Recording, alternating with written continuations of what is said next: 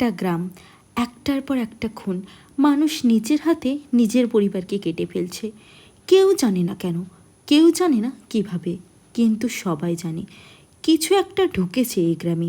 তাহলে চলুন, আজ আমি আপনাদের এক্সপ্লেনেশন করব কোরিয়ান সিনেমার একটা অসাধারণ হরর মাস্টারপিস, যার নাম দ্য ওয়েলিং। দ্য ওয়েলিং মুভিটা শুধু একটা হরর মুভি না, এটা একটা দুঃস্বপ্ন। এই মুভিতে রয়েছে ইভিল আর ফেথের একটা অসাধারণ মিল, আপনার মনে একটা বিভৎস ভয়ের সৃষ্টি করবে। তাহলে চলুন, বাড়ির লাইট অফ করে দিন আর অসাধারণ ডার্কনেস আর সাসপেন্স নিয়ে এই মুভিটা দেখতে আরম্ভ করুন। তাহলে চলুন, আজকের এই গল্প শুরু করছি। গল্প শুরু হয় সাউথ কোরিয়ার একটা ছোট্ট গ্রাম দিয়ে, একটা আইসল্যান্ডের ছোট্ট মাউন্টেন ভিলেন। জায়গাটা খুবই শান্ত, নিরিবিলি, একেবারে একটা অর্ডিনারি জায়গা। কিন্তু হঠাৎ করে এই সুন্দর শান্ত গ্রামের ভিতরে একটা অদ্ভুত ঘটনা ঘটে। একটা মানুষ আচমকায় যেন ফিউরিয়াস হয়ে ওঠে, নিজের ওয়াইফ, বাচ্চা, ফ্যামিলি কাউকে ছাড়ে না। পরে আমাদের গল্পের প্রধান চরিত্রকে দেখানো হয়। আমরা জানতে পারি গল্পের প্রধান চরিত্র একজন পুলিশ অফিসার। সে তার বাড়িতে বসে লাঞ্চ করছিল। সেই সময় তার কাছে একটি ফোন আসে, আর ফোন পেয়ে সে ছুটে যায় সেই মার্ডার স্পটে। সে গিয়ে দেখে পুলিশ অলরেডি সেই বন্দিকে ধরে ফেলেছে, তার হাতে হ্যান্ডকাপ পরানো আছে। কিন্তু সেই লোকটিকে দেখে বুঝতে পারে এই লোকটি বিশেষ অসুস্থ, কারণ তার গায়ে কিছু ছোট ছোট দানার মতো বেরিয়েছে। আর তারপরে সে রুমের ভেতরে যায়, দেখতে পায় ডেড বডিগুলো অবস্থা দেখে বুঝতে পারে এদেরকে ভয়ঙ্করভাবে মারা হয়েছে। আর তারপরে সে বডিগুলোকে বেঁধে রাখা হয়েছে। কিন্তু অন্য পুলিশ অফিসাররা জানায় এটা আসল মৃত্যু স্পট নয়, এখানে বডিগুলোকে এনে ফেলা হয়েছে, মৃত্যুটা অন্য কোথাও হয়েছে। পুলিশ অফিসাররা সবাই মিলে যায় ওই স্পট দেখতে। সেখানে গিয়ে এই লোকটা তো আরও বেশি ভয় পেয়ে যায়, কারণ সেই জায়গায় যেন কোনো পারফর্ম করা হচ্ছে, যেন ব্ল্যাক ম্যাজিক প্র্যাকটিস করা হচ্ছে। চারপাশে সেই ব্ল্যাক ম্যাজিকেরই জিনিসপত্র রাখা। সেইখানে সে আরেকটি অদ্ভুত গাছ লক্ষ্য করে। গাছটিতে একটি আরও ছোট ছোট জিনিস রয়েছে। সে গাছটিতে হাত দিতে গিয়ে সেই সময় থেমে যায়। তারপরে সে সেখান থেকে চলে আসে। সেই সময় আমাদেরকে একটি ঘটনা দেখানো হয় একটি লোক বৃষ্টির মধ্যেই একটি জঙ্গলে ট্রেকিং করছিল, আর সেই সময় সে পা পিছলে পড়ে যায়, আর পড়ে গিয়ে একেবারে নিচে পড়ে যায়। কিছুক্ষণ পরই সে অজ্ঞান হয়েছিল, আর অজ্ঞান হওয়ার পর তার যখন সেন্স আসে, সে দেখতে পায় অনেক দূরে একটি লোক অন্য একটি জিনিসের শিকার করছে, আর সেই জিনিসটিকে নিজেই খাচ্ছে। সে সেই জিনিসটি লুকিয়ে লুকিয়ে লক্ষ্য করে, কিন্তু সেই লোকটি তাকে দেখতে পেয়ে যায়। সে সঙ্গে সঙ্গে সেখান থেকে পালাতে গেলে লোকটি তার কাছে চলে আসে।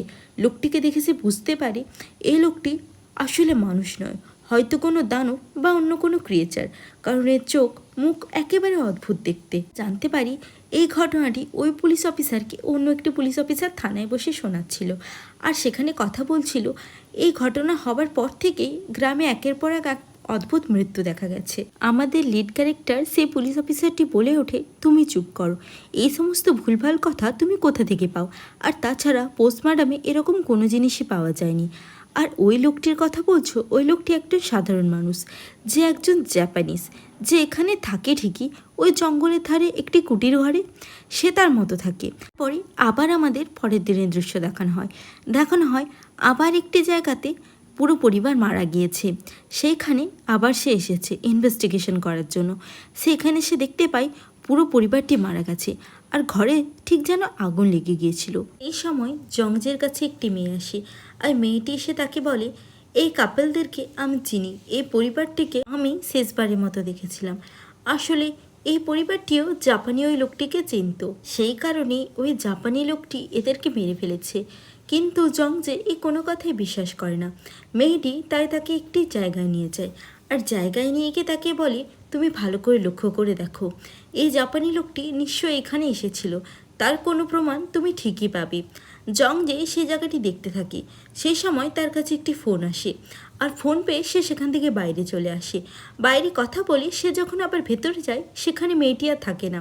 সেই সময় সে লক্ষ্য করে দূরে ওই জাপানি লোকটি কোনো একটি পশুকে খাচ্ছে, আর সেই জাপানি লোকটি তাকে দেখতে পেয়ে যায়।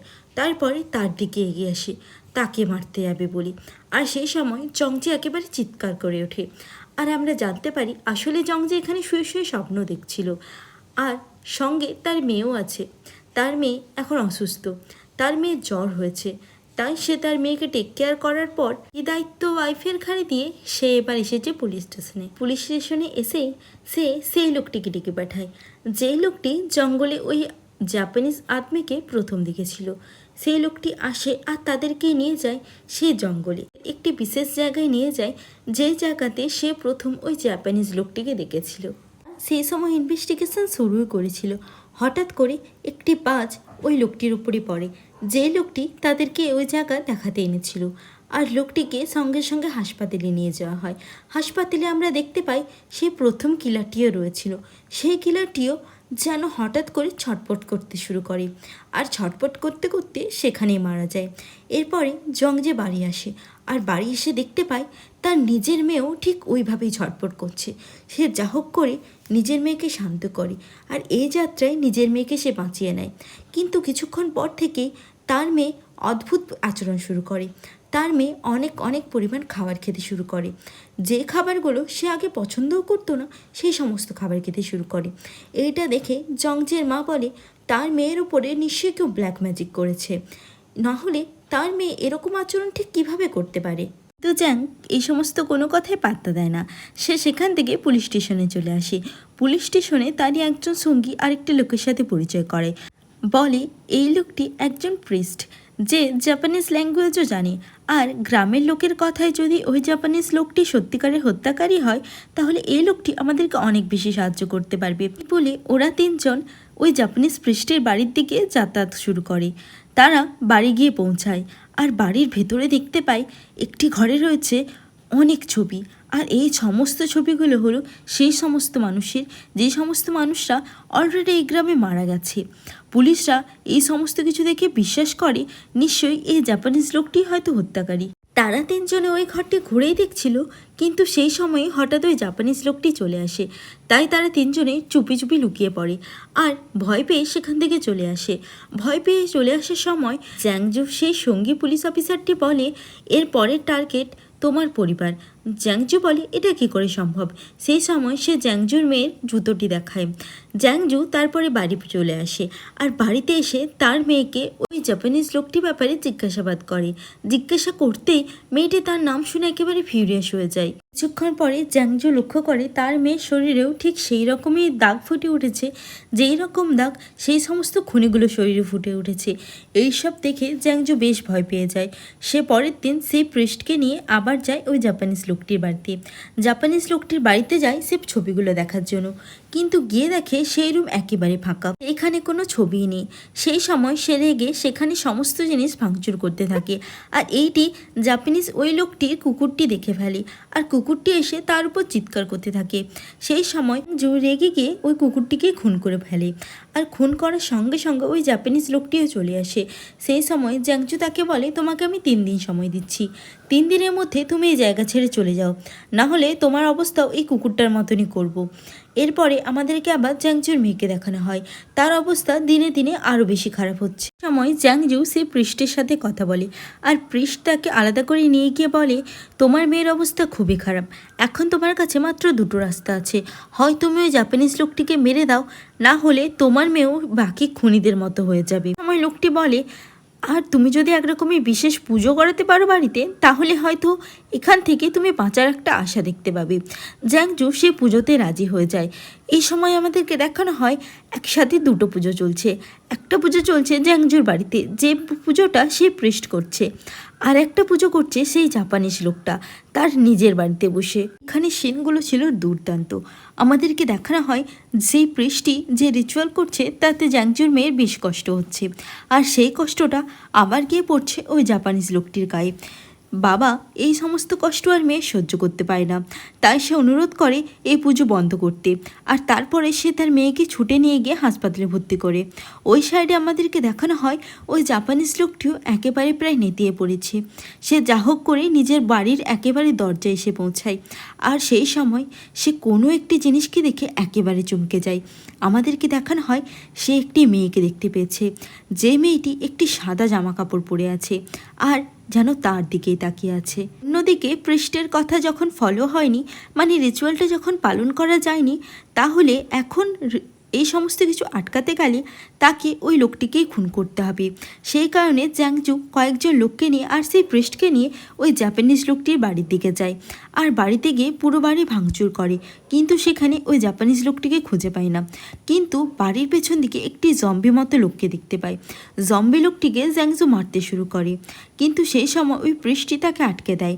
জম্বি মতো লোকটা হঠাৎ করে প্রেস্টকে আক্রমণ করে, প্রেস্টকে সে কামড়ে দেয় আর তৎক্ষণাৎ সেখানেই মারা যায়। জ্যাংজুরা সেখান থেকে চলে আসে আর আমরা দেখতে পাই জাপানিজ ওই লোকটি জঙ্গলে লুকিয়ে আছে। সে এখন ওই মেয়েটির কাছ থেকে বাঁচার চেষ্টা করছে, আর মেয়েটি তাকে সবসময় নজরে নজরে রেখেছে। সেই সময় ওই মেয়েটি বেরিয়ে আসে আর জাপানিজ লোকটিকে আক্রমণ করে। সঙ্গে সঙ্গে জাপানিজ লোকটি মারা যায়, আর সেই জাপানিজ লোকটির ডেড বডি মেয়েটি একেবারে ছুঁড়ে মারে জ্যাংজুর গাড়িতে। জ্যাংজুর গাড়ির সামনে ওই ডেড বডিটি দেখে বেশ চমকে যায়। সেই সময় তারা সবাই সিদ্ধান্ত নেয় এই ডেড বডিটাকে এখান থেকে ছুঁড়ে ফেলবে। তাই তারা ব্রিজ থেকে একেবারে দূরে ছুঁড়ে ফেলে দেয় আর তৎক্ষণাৎ হাসপাতালে আসে। হাসপাতালে এসে সে দেখতে পায় তার মেয়ে এখন অনেক সুস্থ। সবাই ভেবেছিল সমস্ত কিছু হয়তো একেবারে শান্ত হয়ে গেছে, সমস্ত কিছু একেবারে কেটে গেছে, আবার হয়তো তারা পুরনো সুন্দর দিনগুলো ফিরে পাবে। কিন্তু না, গল্প এখনও শেষ হয়নি। আমাদেরকে দেখানো হয় সেই প্রেস্ট এখনও বেঁচে আছে, মানে যে প্রেস্টকে সেই জম্বি মতো লোকটি কামড়ে দিয়েছিল। আর সেই প্রেস্ট যেন কিছু হ্যালুসিনেট করছে। সে কি হ্যালুসিনেট করছে তা ঠিক করে বোঝা যাচ্ছে না। আর তার সাথে আরও একজন প্রেস্ট হ্যালুসিনেট করছে, যেই প্রেস্ট জ্যাংজুকে ওই রিচুয়ালটা করার কথা বলেছিল। আমরা দেখতে পাই সেই লোকটি অনেক চেষ্টা করছে জ্যাংজুর সাথে কথা বলার জন্য, তাকে বারবার ফোন করছে। আর সেই সময় সে যখন গাড়ি নিয়ে বাড়ি ফিরে আসে দেখতে পায় তার নাক মুখ দিয়ে রক্ত পড়ছে। সে ভয়ে সেই গ্রাম থেকে পালানোর চেষ্টা করে, কিন্তু কিছুতেই সে এই গ্রামের বাইরে যেতে পারে না। অনেক কষ্টে সে জ্যাংজুকে ফোন করে আর জ্যাংজুকে বলে, আমরা সবাই ভুল ছিলাম, তোমরা এই জাপানিজ লোকটিকে মেরে ভুল কাজ করেছো। আসলে এই জাপানিজ লোকটি আমাদেরকে প্রোটেক্ট করছিল, আর আমাদেরকে মারার চেষ্টা করছে একজন সাদা জামা পরে ঘুরে বেড়ানো মেয়ে। সেই মেয়েটির হাত থেকেই বাঁচেছিল ওই জাপানিজ লোকটি সবাইকে। ফোনে এই সমস্ত কথা শুনে জ্যাংজু ছুটে তার নিজের ঘরে আসে আর দেখতে পায় তার মেয়ে তার বিছানাতে নেই। সে সঙ্গে সঙ্গে তার মেয়েকে খুঁজতে বেরোয় আর দেখতে পায় তাদের দরজার সামনে সে সাদা জামা পরা মেয়েটি দাঁড়িয়ে আছে। সে দেখে থমকে যায় আর মেয়েটিকে জিজ্ঞাসা করে, আমার মেয়ে কোথায় গেল? কি উত্তর দেয়, তোমার চিন্তা করার কোনো কারণ নেই, তোমার মেয়ে ভালো জায়গাতে আছে, সে তার ঘরেই আছে। আর ওই জাপানিজ লোকটি তোমাদেরকে ঠকাচ্ছিল, আমি তোমার মেয়েকে বাঁচাচ্ছি। জাপানিজ লোকটির কিছু শক্তি তোমার মেয়ের ভিতরে এখনও রয়েছে, এরপরে আমি ওই শক্তিটাকে শেষ করে দেব, আর দেখবে তোমার মেয়ে একেবারে সুস্থ হয়ে যাবে। কিন্তু জ্যাংজু ওই মেয়েটির সাথে আর কোনো কথা বাড়াতে যায়নি। সে সঙ্গে সঙ্গে ছুটে যাচ্ছিল তার মেয়ের দিকে, তার নিজের বাড়ির দিকে।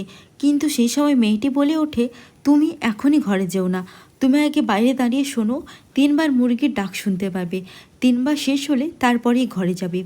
কিন্তু জ্যাংজু সবেমাত্র একবার শুনেছিল, আর সে যাওয়ার চেষ্টা করলে মেয়েটি হঠাৎ করে এসে তার হাত ধরে ফেলে। জ্যাংজু অবাক হয়ে যায়, মেয়েটি এত দূরে দাঁড়িয়ে তার হাত ঠিক কীভাবে ধরে ফেললো। অন্যদিকে সেই প্রেস্ট যে তাদেরকে রিচুয়াল করিয়েছিল, সেই প্রেস্টের ফোন আসে আর সে বলছে যে তুমি ওই মেয়েটির কথা শোনো না। সেই সময় জ্যাংজু কনফিউজড হয়ে যায় আর আমাদেরকে জ্যাংজুর মেয়েকে দেখানো হয়। সে তার ঘরেই আছে, তার মা আর তার ঠাকুমা তাকে দেখছে। সে ভয়ঙ্করভাবে বসে বসে মাছ খাচ্ছে, আর মাছ খেতে খেতে সে হঠাৎ করে তার মায়ের দিকে তাকায় আর তারপরে একটা ছুরির দিকে। এখানে সিন কাট হয় আর আমাদেরকে সেই লোকটিকে দেখানো হয় যেই প্রেস্ট এতদিন অসুস্থ ছিল। সে এখন বুঝতে পেরেছে ওই জাপানিজ লোকটি আসলে মেন ভিলেন, আর তার সাথে এটাও জানতে পেরেছে ওই জাপানিজ লোকটি এখনও বেঁচে আছে। তাই সে ছুরি নিয়ে একটি গুহাতে যায় আর গুহাতে গিয়ে দেখতে পায় সেখানে ওই জাপানিজ লোকটি বসে আছে। দেখতে পাই সে জাপানিজ লোকটি একটি কিছু রিচুয়াল করছে। সেই প্রেস্ট তাকে জিজ্ঞাসা করে, তোমার উদ্দেশ্য কি তুমি আমাকে বলো, না হলে আমি তোমাকে এখানেই শেষ করে দেব, তোমাকে আমি আর কোনো সুযোগ দেব না। ওই জাপানিজ লোকটি তার দিকে একদম দয়ার চোখে তাকায় আর বলে, তুমি ভালো করে লক্ষ্য করো, আমি একেবারে সাধারণ মানুষের মতো, আমিও তোমাদের মতো একজন মানুষ, আমার হাত পা চোখ মুখ সবই একদম মানুষের মতো। আর অন্যদিকে দেখানো হয় সেই মেয়েটির কথা না শুনে জ্যাংজু তার নিজের বাড়িতে ছুটে আসে আর দেখতে পায় তার মেয়ে পুরো পরিবারকে শেষ করে ফেলেছে, তার মাকে আর বাচ্চাটির মাকে মানে তার ওয়াইফকে খুন করে ফেলেছে। তবুও সে তার মেয়েকে কোনো কথা বলতে পারে না। সে তার মেয়েকে আদর করে তার কাছে ডেকে নেয়।